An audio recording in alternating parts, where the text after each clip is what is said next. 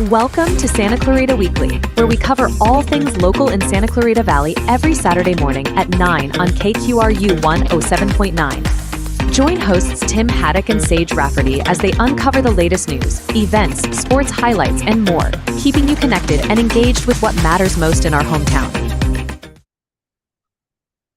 Welcome back to another edition of Santa Clarita Weekly with Tim Haddock and Sage Rafferty. I'm Sage, he's Tim. You can listen to us on the radio at KQRU 107.9 FM on Saturday mornings at 9 o'clock. And we're also on YouTube and Instagram. You can find us online at santaclaritastar.com. So today we're going to be talking about a number of issues, and we have a number of interviews. But it didn't take long for legal challenges to Californians' ban on LGBTQ parental notification policies to surface. So the ripple effect is being felt across the state and might play a factor in local school board elections in November. Candidates are being asked where they stand on parents, on what is being termed as parents' rights, right? And some candidates are siding with students who don't want their parents to know their preferences. And also I think there's another aspect to it where teachers should not be required to parent children. But the start of the high school football season is rapidly approaching. Before the season starts, we will be previewing the teams in the Foothill League. So Valencia High won the Foothill League championship with an undefeated 6-0 record. West Ranch was second in the Foothill League with a 5-1 record. Both teams return with playoff aspirations and are ready for a fight for the Foothill League championship. And we're going to be talking about Colton Herta. And if you remember, Tim got a chance to interview Colton, who is from Valencia. But Colton Herta won from Valencia. He won the NTT IndyCar Series race in Toronto. The Dodgers came out of the All-Star break with a batter pitching staff, but managed to slug it out with the visiting Boston Red Sox and win all 3 games in a weekend series at Dodger Stadium. And just an update about Dr. Diane Van Hook, who we talked about in our last episode. She announced that she is now retiring. So Dr. Van Hook was placed on administrative leave by the Board of Trustees for undisclosed reasons, and we will talk more about this in future episodes. If you're curious to hear more, listen to the last episode where we interviewed Jerry Danielson from the Board of Trustees about this very issue.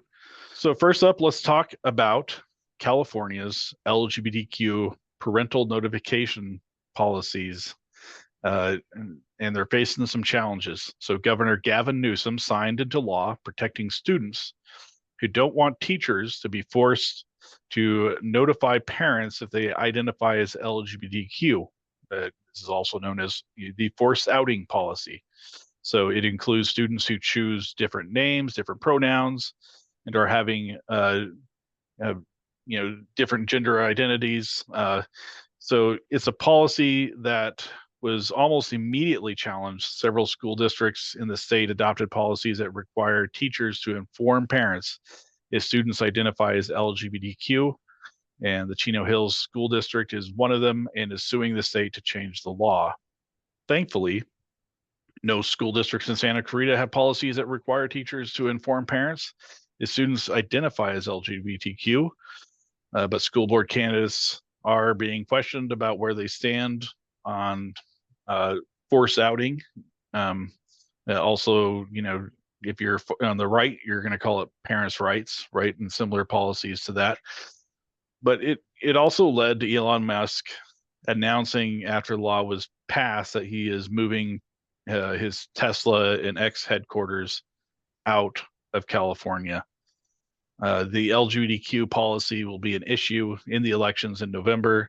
How much of an issue is yet to be seen, but it is a topic that is not going away and will be a factor in elections all over the state. So let's talk about sports. The Valencia High football team is preparing for the start of the season. So the Valencia High football team went undefeated in the Foothill League last season The Vikings were 9-2 overall and 6-0 against Foothill League teams. After a successful regular season, Valencia made a quick exit to the CIF Southern Section playoffs. The Vikings lost to Servite in the first round of the Division II playoffs. Servite went on to play in the championship game and lost to Mission Viejo. So Valencia High coach Larry Muir is in a bit of a rebuilding mode. So his team graduated 28 seniors in his entire front eight on defense, the linebackers, the defensive line, they're all gone. However, Valencia is arguably the fastest player in the Foothill League, running back Brian Bonner, and an experienced defensive backfield with Nick Seymour and Ronald Bruner. So Bonner, only a junior, reached the CIF state finals in the 100 meters, and is one of the fastest track athletes in California. He will be a challenge for opposing defenses once the football season starts here. But Muir talked to Santa Clarita Weekly about his team, how his team is preparing for the start of the football season. Our summer work, we get in the month of June of like passing leagues and passing tournaments and practice and all that good stuff. So we've got a lot of work done in June, and our kids, I thought, made a lot of good progress. So where we were in certain areas, we had graduated a lot of guys last year. I think we had 28 seniors last year, and they were a big part of a lot of what we did. And so we had a lot of young guys that really needed to step up this off season. So we're currently on break, and we're starting back up July 22nd, and we'll be ramping it up and getting it going next week. So seems like you will have a lot of new players on this team. Who are the key returners coming back for you? So we graduated a lot of our guys especially on our defensive front eight. So our D line and linebackers, those are all going to be all new guys. So a lot of new guys in those areas. Some of our defensive backs and our receivers, we have coming back. Nick Seymour, Ronald Bruner. A big name for us, I think, a returning running back for us, Brian Bonner. He's got a lot of attention this offseason. He did a great job in track. He ran a 10.48 in the 100 and was in the one of the finalists in the state of California. He's gotten over like 20 scholarship offers, and he's having a tremendous offseason. So he's going to be a big returner for us. He'll only be a junior next year. Brady Bretthauer, our quarterback, he alternated with a kid we had last year, a senior, and so he's coming back, and he's going to be now the quarterback, and he's the guy now as a junior. But he got some reps last year, and so we're looking for real big things for him. He had a really big off season, and he can do a lot of things. He's a good football player.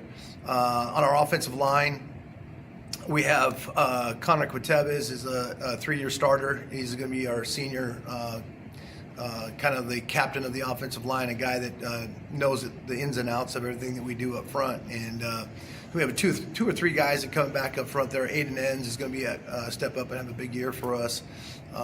Luke Gastile is another guy.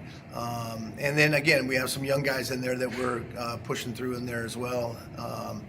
And so, yeah, we're excited about a lot of the guys coming back, and then blending in some of those young guys that really kind of grow up fast for us.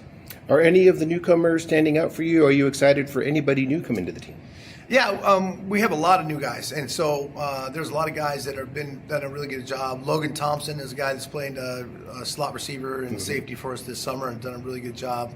Man, I could go down the list, but we have 2 freshmen that are starting out on varsity, and which is new for us. Will Mayberry and Matt Steen are 2 really talented kids. Are doing a really good job for us as freshmen playing on varsity. And so yeah, there's a lot of guys that on defense, Xander Holler and a lot of guys in the linebacking core that are stepping up and having a good summer, and hopefully we can find that chemistry and that kind of the right group that kind of works the best together. Okay, so you won the Foothill League championship. I don't know how many years in a row it's been, but You did it again. What are your expectations this year, and what do you want this team to accomplish this season?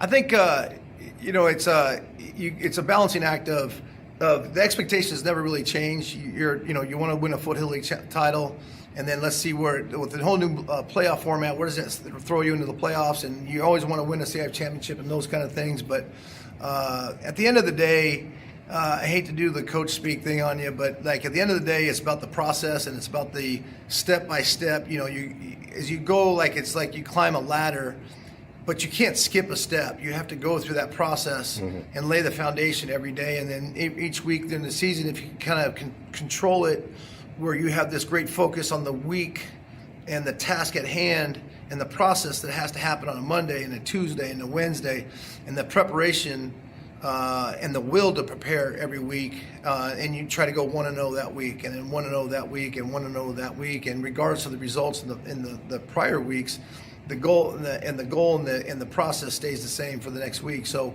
but in the end, like a Foothill League championship, I think is the expectation every year, and that's where we want to go. And then where the playoffs take us, it takes us, and let's make a run and try to get to the end game there. Okay, good enough. Thank you, Coach. Thank you. So the West Ranch football team finished in second place in the Foothill League last season with a 5-1 record.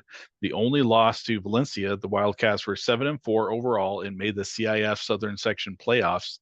But like Valencia, West Ranch made a quick exit, losing to La Habra in the first round of the Division 6 playoffs. So the West Ranch football team finished in second place in the Foothill League last season with a 5-1 record, the only loss to Valencia. The Wildcats were 7-4 overall and made the CIF Southern Section playoffs. But like Valencia, West Ranch made a quick exit, losing to La Habra in the first round of the Division 6 playoffs.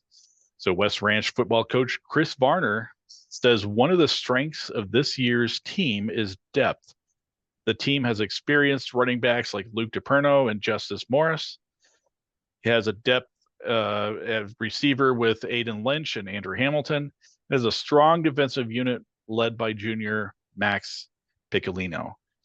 Varner talked about how his team is meshing together over the summer, and Piccolino talked about what he wants to bring to the team this year. Let's listen to that. Okay, so I'm here with Chris Varner, the head coach of the West Ranch football team. We're talking about his preparation for the upcoming high school football season, Foothill League football season. Just want to get your thoughts on what are the strengths of this football team, and where do you think you're going to be performing the best once the season starts? Well, I think our strengths are, we've had a good amount of returners from last season. We had a successful season. And where I think the strength is with the new kids we're looking at coming up in supporting roles, that they're meshing very well. And that's something you always worry about, is how will the returning players get along with the new players. And so far it's been great. A lot of collaboration. The kids are working hard. So I feel pretty good with that. We're trying to create depth. That's the main thing we're trying to do right now is, we can't be a great team with ones and a terrible team if we lose one or two guys. So, we've had that happen in the past where we've had some hiccups. We've been able to get through that. So this year, our main focus is really seeing how many key people we can get along with backups in those positions. So when injuries, and it's football, they happen, that we don't completely take a nosedive. Okay, so what are the things that this team needs to work on over the summer? We've got a new offensive coordinator this year. The offense isn't very different from last year, but it's going to be a little bit different. We have some new coaches.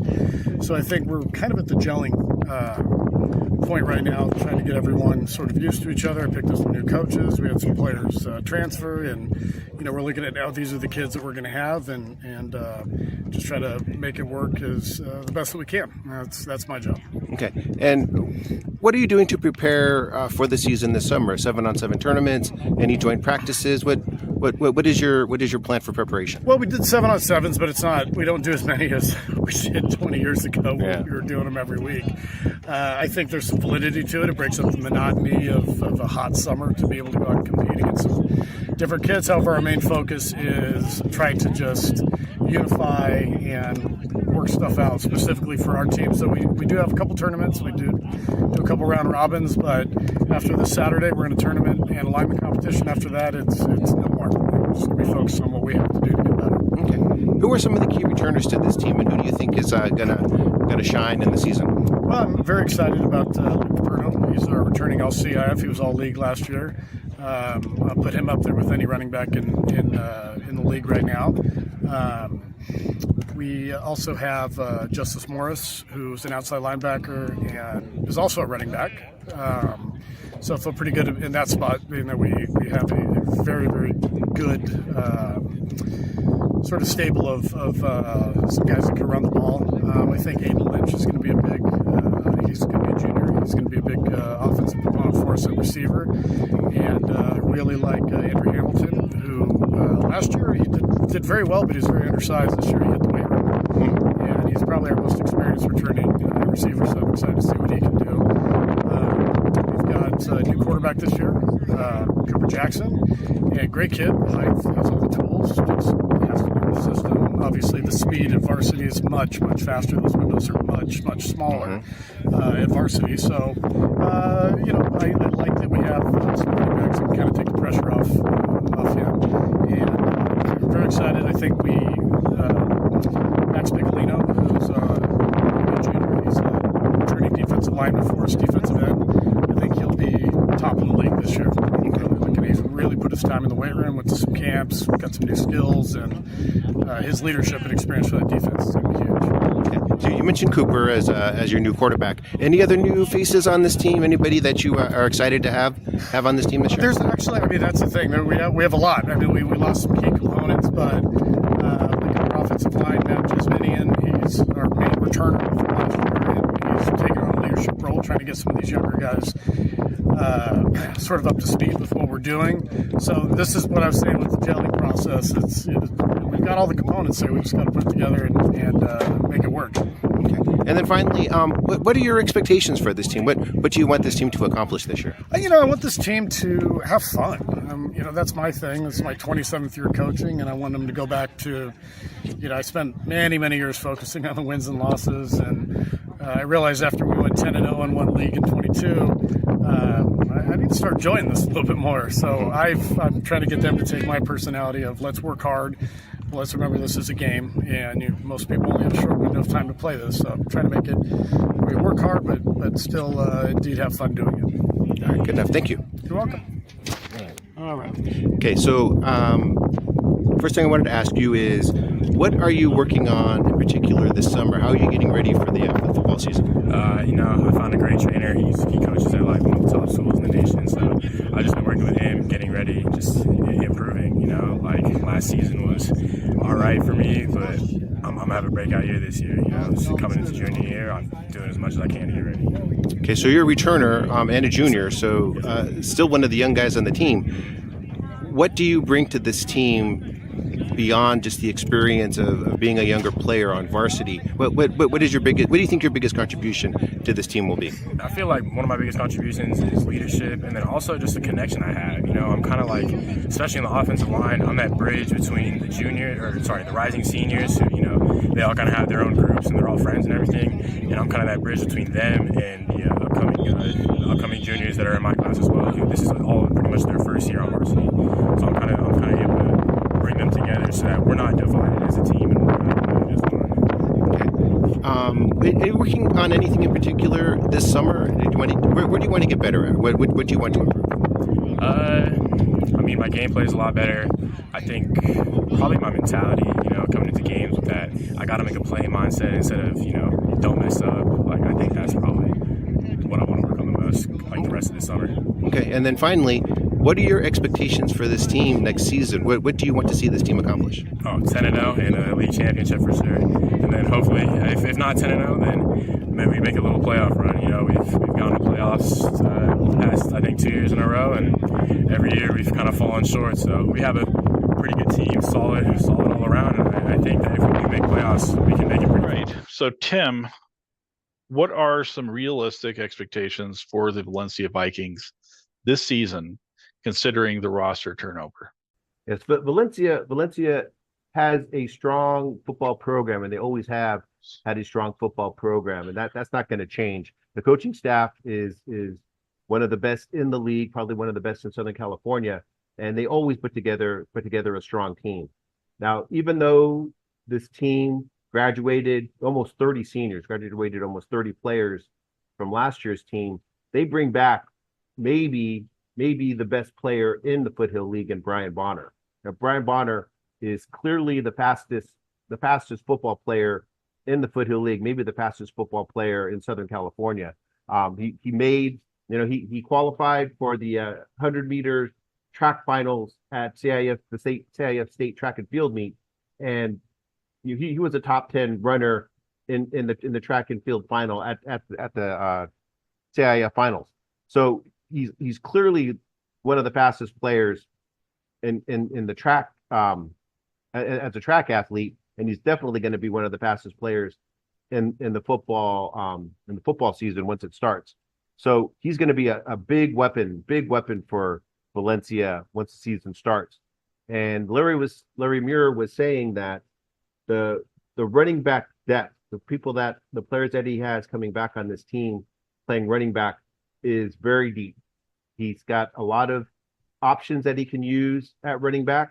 And he also said that he's going to be using Brian Bonner in a few different roles on this team. He's going to be returning kicks, probably returning punts, and he may even line up as a slot receiver, maybe line up as kind of a scat back kind of a player, and they'll be able to utilize his speed in a lot of different ways.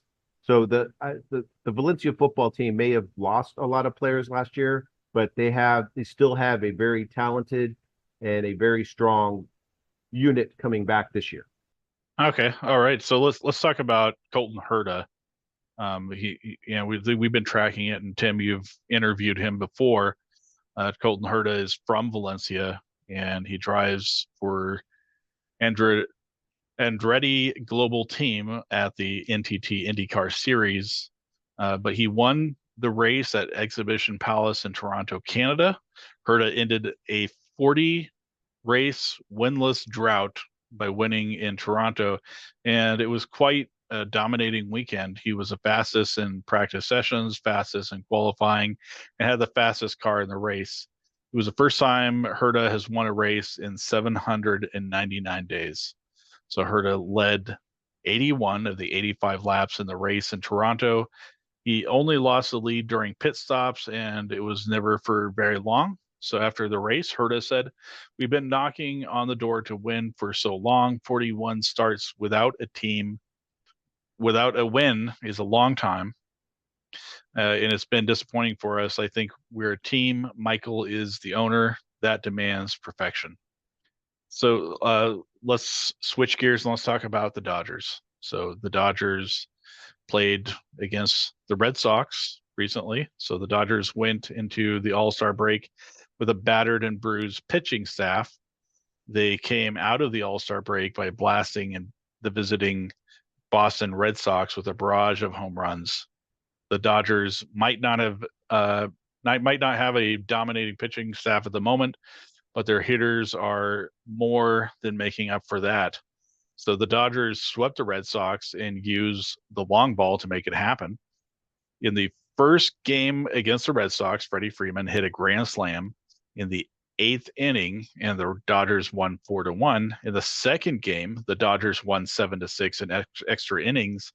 Will Smith didn't hit a home run, but he drove in the winning run in the 11th inning. The third game, the Dodgers hit 6 home runs, scored 3 runs in the 8th inning to break a 6-6 tie, and won 9-6. So Jason Hayward did hit a home run in the 8th inning to help pad that lead. So Shohei Ohtani, everybody's favorite Dodger at the moment, Shohei Ohtani hit a 473-foot home run into the right field pavilion. That is one of the longest home runs ever hit at Dodger Stadium. The Dodgers can out-hit any team, and it looks like the pitching staff is getting some help soon. Clayton Kershaw is ready to return to the rotation after rehabbing in the minors.